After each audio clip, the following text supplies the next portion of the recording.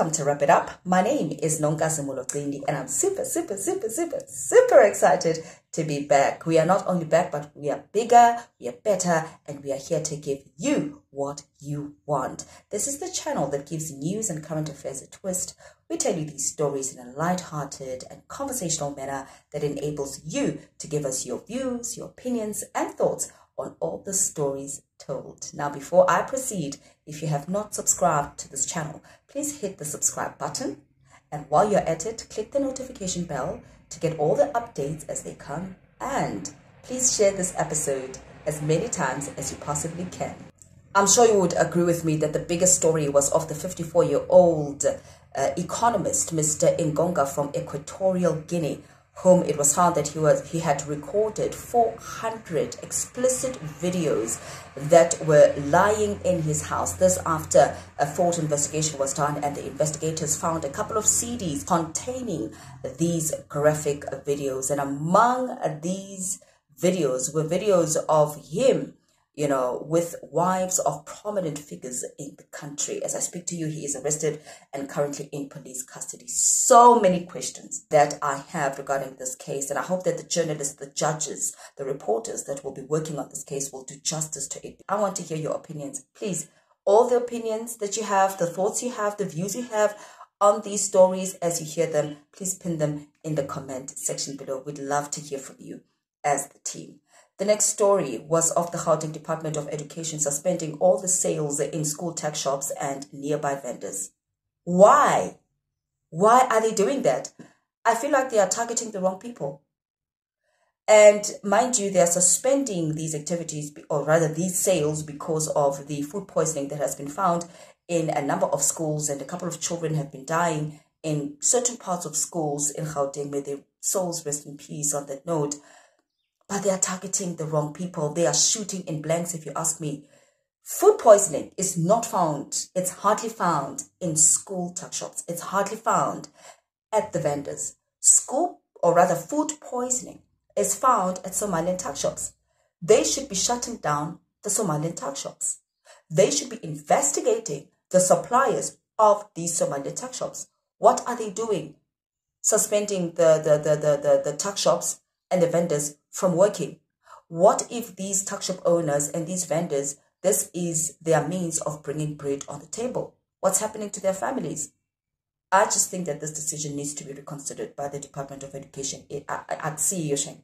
It's not. It's not.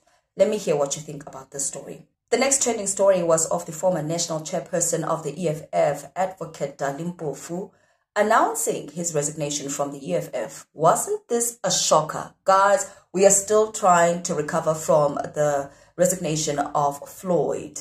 We are still shocked, and I'm sure the president of the EFF, Julius Malema, is still shocked. And then, boom!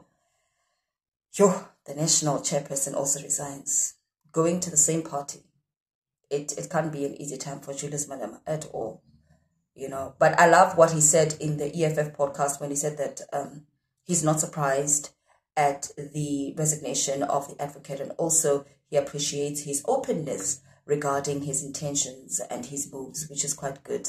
But you and I, we both know that Julius is not happy at all, and I think at this point he's just prepared himself to be ready for anything. I mean, he didn't see anything coming with the Floyd issue, so I believe he's at that point where he's like, nothing will shock me after this. Speaking of which, can we talk about the tweet that he posted that caused social media to be ablaze this week, where he said, 2 of your favorites remain and the list will be finalized. When I read that, I was like, okay, 2 of your favorites. The first one has got to be #Ndlozi.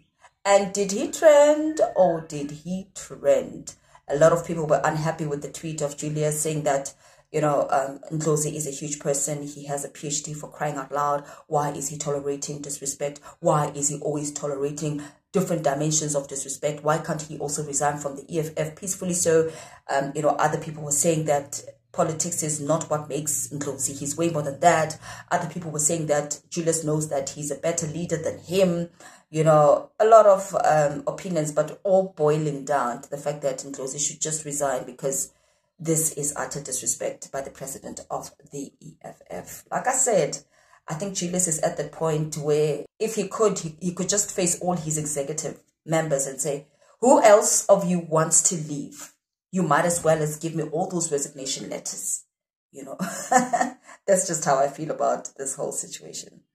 And then moving to Africa in the Botswana elections, congratulations to the 54-year-old Duma Boko, who was sworn in as the official president of the Republic of Botswana.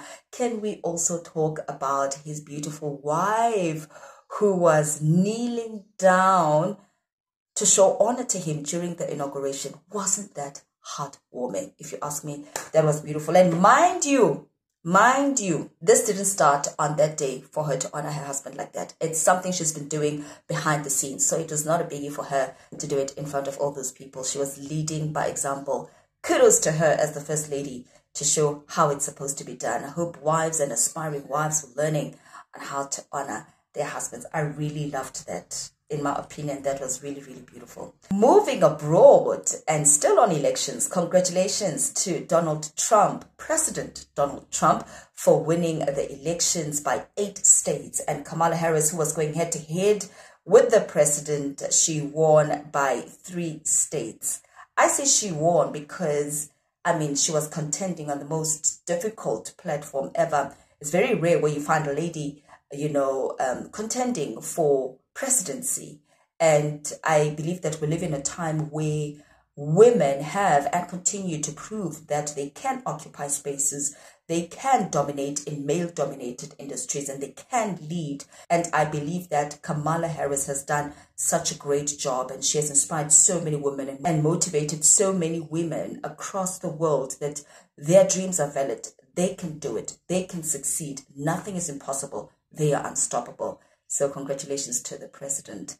Can we talk about how our it girl, how our global star, our global icon, your girl B, Miss Bonang Matheba, representing South Africa so well at the Earthshot Prize Awards that were held in Cape Town. Not only was she there, but she was co-hosting with another beast, Billy Porter. And did she not represent? Guys, Bonang is born for this. Whether you like it, whether you don't like it, whether you're a fan, whether you're a hater, Bonang was born to present. She was born to be global. She was born to be a global star. I was watching those awards from start to finish, and I was like, wow, I'm taking notes. Still on that story, at the end of the awards, we saw a video of Bonang taking pictures with a couple of the VIPs and delegates that were there, including Nomzamo Mbatha, and I saw social media roaring and saying that Bonang has an issue with everybody in the industry, and the beef between her and Nomzamo was visible even on camera. Guys, look at that video. There